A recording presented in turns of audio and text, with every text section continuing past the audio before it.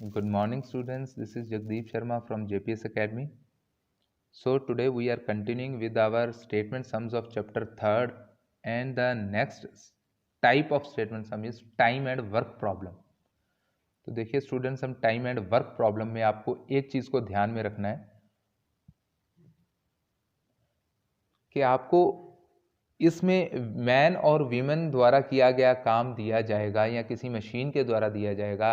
Hours में कितनी घंटों में काम खत्म करता है या कितने दिनों में काम खत्म करता है, तो हमें इसमें एक दिन का काम लेके चलना है। इसमें कैसे, जैसे अभी मैं आपको एक एग्जांपल के उसमें ले रहा हूँ एक question, 2 women and 5 men can together finish a work in 4 days।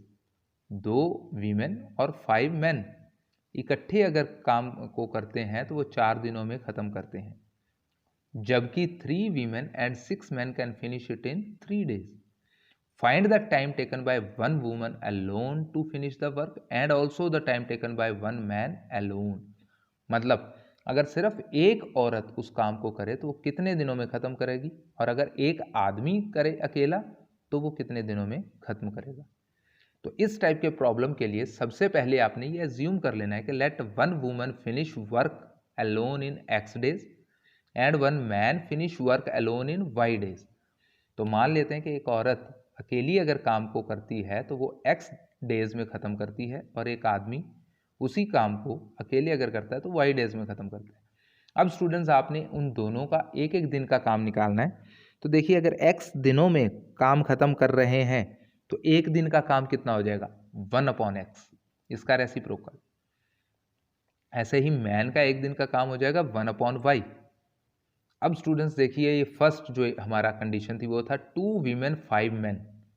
तो ये एक औरत का काम है 1/x। तो अगर 2 औरतें करेंगी तो एक दिन का काम कितना हो जाएगा, 2 × 1/x। अब टुगेदर मतलब प्लस 5 आदमी, तो 5 × 1/y।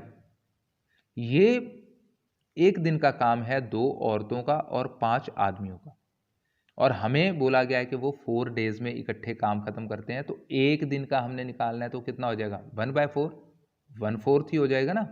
4 दिनों में काम को खत्म करते हैं तो एक दिन का काम हो गया 1/4, रेसिप्रोकल। तो इसके इक्वल ले लेंगे हम, हमारे पास आ गया 2/x + 5/y = 1/4। ऐसे ही स्टूडेंट्स, यहाँ से हमारा 3 women and 6 men finish it in 3 days।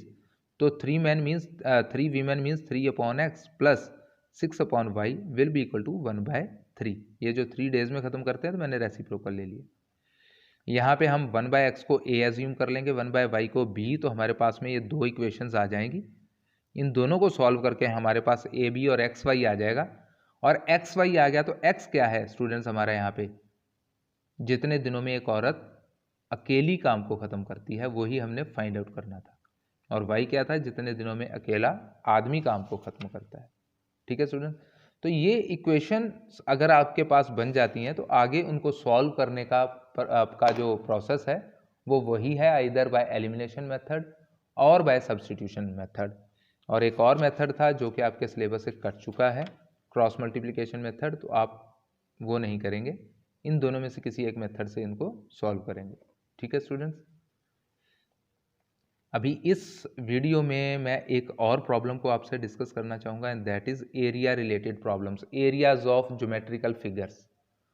ठीक है स्टूडेंट्स, तो आपको डिफरेंट टाइप की फिगर्स में आपको दिया जाएगा, और मोस्टली जो होता है वो रेक्टेंगल का ही यहाँ पे एग्जांपल दिया जाता है। तो देखते हैं कैसे। Area of rectangle gets reduced by 9 square unit if its length is reduced by 5 unit and breadth is increased by 3 unit.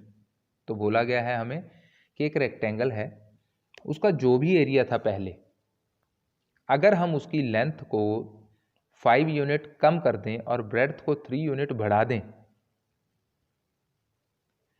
तो हमारा जो एरिया है, जो पहले एरिया था उससे 9 यूनिट्स कम हो जाता है। और second part of the question क्या है, if we increase the length by 3 and breadth by 2 units the area increases by 67 square units. तो अगर हम उसकी लेंथ को 3 यूनिट्स बढ़ा दें और ब्रेड्थ को 2 यूनिट बढ़ा दें तो एरिया उसका बढ़ जाता है 67 square units. Find the dimensions of the rectangle. तो सबसे पहले इस केस में आपने लेंथ और ब्रेड्थ को एज्यूम कर लेना है रेक्टेंगल की, let length be x and breadth be y kilometre, y units, sorry, see here. तो एरिया क्या हो जाएगा, x इंटू वाई।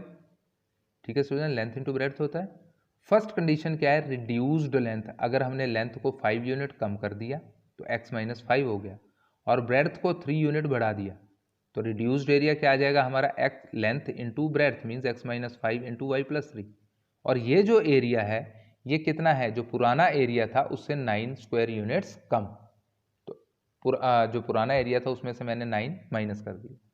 यहाँ से आप इसको जब ओपन करेंगे तो एक्स वाई से एक्स वाई कट जाएगा, हमारे पास इक्वेशन बन जाएगी 3x minus 5y is equal to, ये 15 इधर शिफ्ट हुआ तो पॉजिटिव हो गया, 9 माइनस है तो 6। सेकेंड कंडीशन क्या बोलता है कि अगर लेंथ को इंक्रीज कर दिया जाए x प्लस 3 और ब्रेड्थ को इंक्रीज कर दिया जाए बाय 2 यूनिट्स y प्लस 2, तो इंक्रीज एरिया आ जाएगा हमारा x plus 3 into Y plus 2। और ये एरिया कितना ज़्यादा है एक्स वाई से, 67। तो ये एरिया एक्स वाई से 67 स्क्वायर यूनिट्स ज़्यादा है। ओपन कीजिए ब्रैकेट्स को, एक्स वाई से एक्स वाई कैंसिल हो जाएगा, एक्स वाई में आपकी एक इक्वेशन ये बन गई। अब इन दोनों इक्वेशंस बनाने तक का हमारा वो पर्पस था, इसके आगे आप एलिमिनेशन या सब्स्टिट्यूशन से एक्स और वाई सॉल्व कर सकते हैं। ठीक है स्टूडेंट्स, तो ये थी हमारी statement sums. Thank you and bye bye.